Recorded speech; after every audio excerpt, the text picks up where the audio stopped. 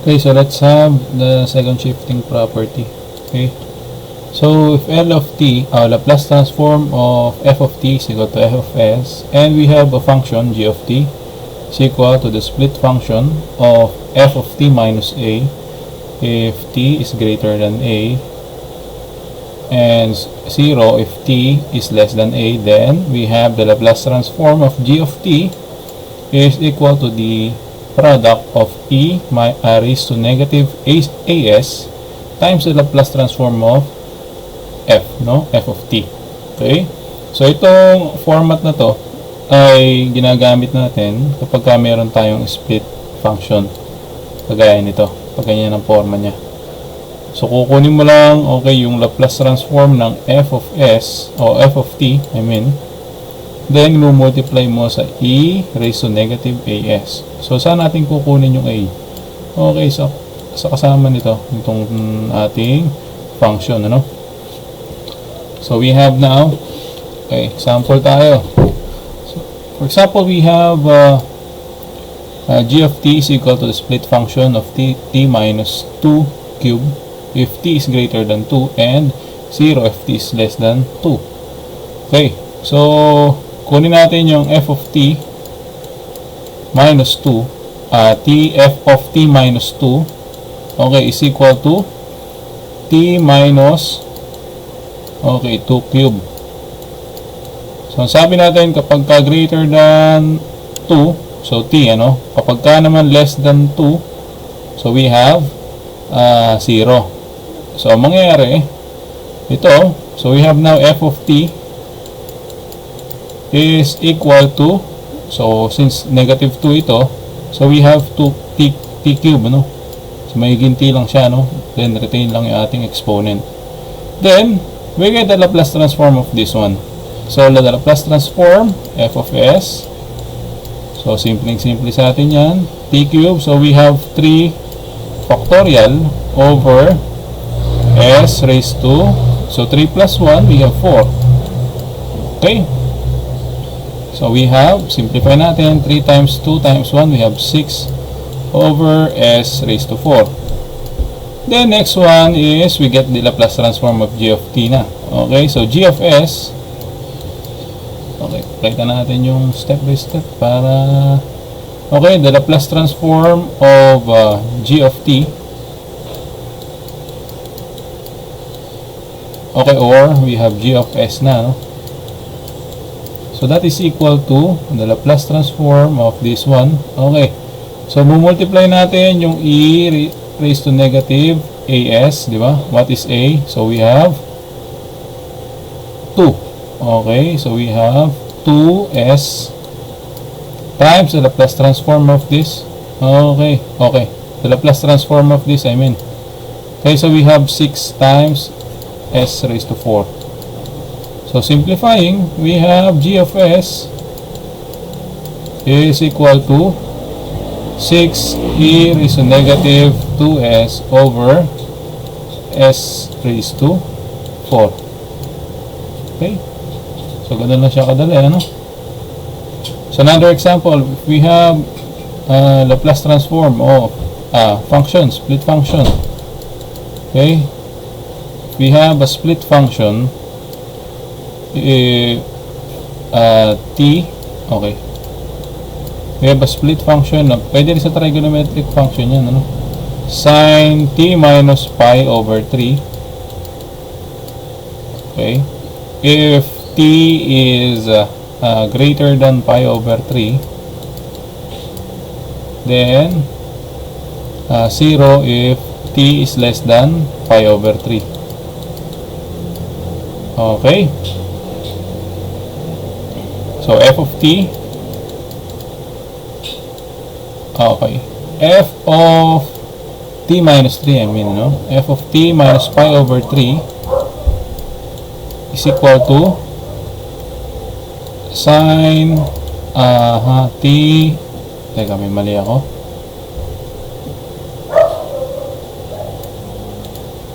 f of t minus pi over 3 is equal to sin t minus pi over 3. Okay, so we have now f of t is equal to sine t. Now we get the Laplace transform of this. We have f of s equals ang sine natin. So, syempre, ang formula natin para sa sine, di ba? A over s squared plus a squared, no? So, ang a natin, yung kasama ni t, huwag malilito, no? Di ba, ito yung a natin dito. A na naman to. Sige, para huwag malito, gawin natin b. Ibig sabihin lang naman yun yung constant. So, yung constant na kasama ni t, yung coefficient niya is 1. So, we have 1 over s squared plus 1. Okay, then, solving for the Laplace transform of g of t.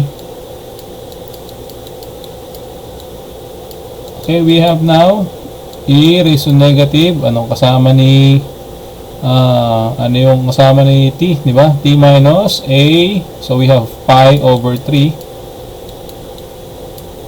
times s. Okay, times the Laplace transform, of course, of this one. Okay, so we have 1 over s squared plus 1. So simplifying, we have e raised to pi negative pi over 3s all over s squared plus 1. So we have g of s. So ganun lang siya kadali, no?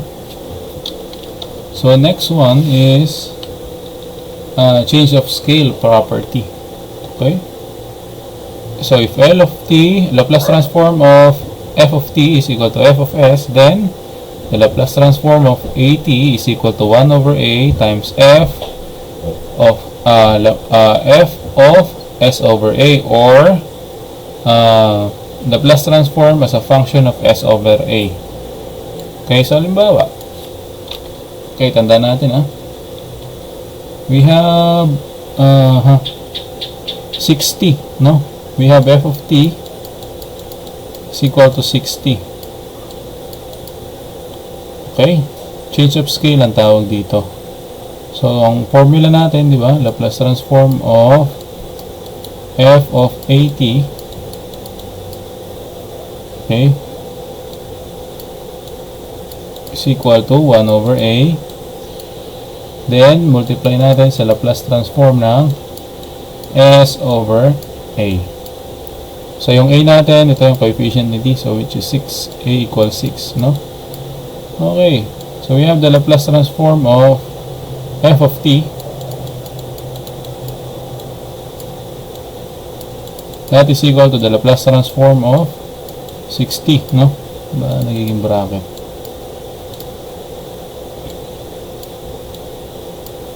So, we have sundan natin formula, no? So, 1 over 6 times Laplace transform ng, okay, so 60, no? Puli natin Laplace transform yan. So, we have 6 over s. Okay? So, we have 6 over s. 6 over s. Okay? Kaya lang, we're going to substitute s over a dun sa lahat ng value ng s. So, we have now 1 over 6 times 6. Then, papalitan lang natin to ng s over a. So, we have s over 6. So, we have now 1 over 6. So, syempre, fraction over fraction, di ba? So, we have 36 over s.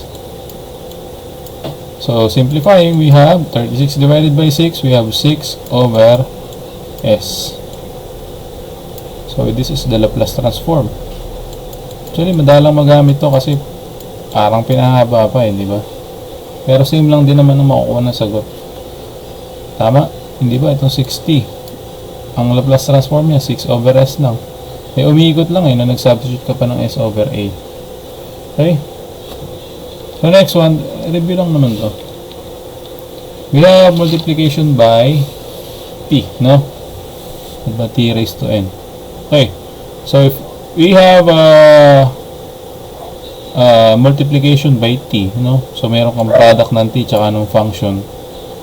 Okay, so ang formula mo dyan, you're going to multiply it by negative 1 raised to n power. So ano yung n na yan? So yun yung exponent ng t na kasama nung function natin. Then nth derivative ng ating f of s, but by small letter. So this should be big letter dapat to. Nth derivative ng ating Laplace transform ng f of t. Okay? So kunin lang natin Laplace transform, then apply natin ang derivative. Nakalagay nth derivative, ano? So kung ilang exponent to, halimbawa 2, so second derivative kung isa lang. So we have first derivative lang tayo. Okay? So example. So halimbawa we have function of t is equal to, simple muna, t times sin for t. So nakita natin ang exponent nito 1 lang, di ba? So solving for the Laplace transform of f of t, okay, we have Laplace transform ng t sin 4t. Ito madiwara dito kasi yung pagsosolve eh. Okay. So yung formula natin, so we have negative 1 raised to n. What is n? N is 1, ano? Yung exponent nito. So we have 1 times the first derivative with respect to s. Okay? First derivative lang kasi 1 lang exponent, ano? Na Laplace transform nito. So anong Laplace transform ng sin 4t? So ang sin 4t, ang Laplace transform niyan, so we have 4 over s squared plus 4 squared. So we have 16. So first derivative ng 4 over s squared plus 16. So obviously ito magiging negative na yan, ano? So we have negative here times the first derivative. So VDU, di ba? Pagka ganito, we have derivative of a quotient. So VDU minus UDV over V squared. So we have VDU. So ang numerator natin ay constant, diba? VDU, so U over V. So VDU, so derivative ng constant ay 0, so mawawala na agad to. Then minus UDV all over V squared, diba? Again, bakit nawala na agad to? Inalis ko na para mabilis. Kasi yung ating numerator, which is U, yan, constant. So maka-cancel na. Minus U, so 4. Okay, negative 4 times the derivative of the denominator or yung V, s squared plus 16. So ang derivative nito is 2s, ano? S squared, derivative niyan 2s, then derivative ng 16, 0. So we have 2s all over, square lang nitong denominator. So we have s squared plus 16 quantity squared. So we have now negative times negative, so positive na ngayon, times, okay, so 4 times 2s, so we have 8s all over s squared plus 16 all over 16 quantity squared. So this is our Laplace transform. So paano kapag naging square yan? Okay, pakita natin ng square. Pero huwag na tayo mag trigonometric function para simple lang. Hindi, baduy naman to kung ano, no? Sige. Okay, paano kung naging square? Okay, gawin natin Laplace transform ng ano. Gawin natin cosine. Dito na tayo, next page na. We have f of t is equal to t squared cosine t. Okay. So, formula ng cosine t, di ba? Para sa cosine t, so we have s over s squared plus a squared. Then, okay, Laplace transform ng f of t. Okay, so we have Laplace transform ng t squared cosine t. Okay? So, formula. So, negative 1 squared kasi naka-square itong t mo. Then, first derivative. Tama ba? First derivative ba? No, second derivative tayo dyan. So, second derivative ng nung Laplace transform nitong ating cosine t. Okay, so we have this s s over s squared plus 1. Okay, so Laplace transform nito, second derivative. So ito, since even naman yung kanyang exponent, negative 1 times negative 1, 1 lang yan, okay? Or i-disregard yun na. So we have this, okay, first derivative muna tayo, no? So first derivative, ano? So first derivative natin, VDU, so s squared plus 1 times derivative of s, so we have 1 minus u, so s times the derivative of the denominator s squared plus 1, so we have 2s all over square lang nitong denominator, so we have s squared plus 1 quantity squared. Kaso okay, simplify natin, ano, baka sakaling maging madali yung pagdiderivative natin mamaya. So we have negative, okay, so s times 2s, we have 2s squared. Negative yan. So we have now negative s squared plus 1 over s squared plus 1 quantity squared. Okay? So ito ngayon yung derivative natin ulit. So second derivative.